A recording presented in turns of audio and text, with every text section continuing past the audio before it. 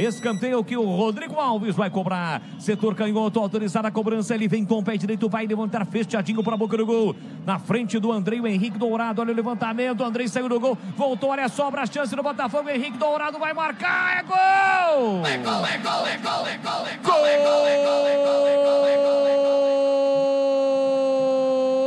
Gol! Do Botafogo da Paraíba! Henrique Dourado, centroavante experiente, tem a 9 estampada na camisa. Na bola cruzada, o fechamento na área. Andrei tirou com um soco, mas a bola sobrou limpa na entrada da grande área para o Botafogo. Um chute frontal, no rebote, Henrique Dourado consegue colocar a bola para o fundo do gol. Depois de um breve de confusão, Henrique Dourado tentou pegar a bola para sair rapidamente. Empurra daqui, empurra dali, o gol está confirmado. Gol do Botafogo, 31 segundo tempo.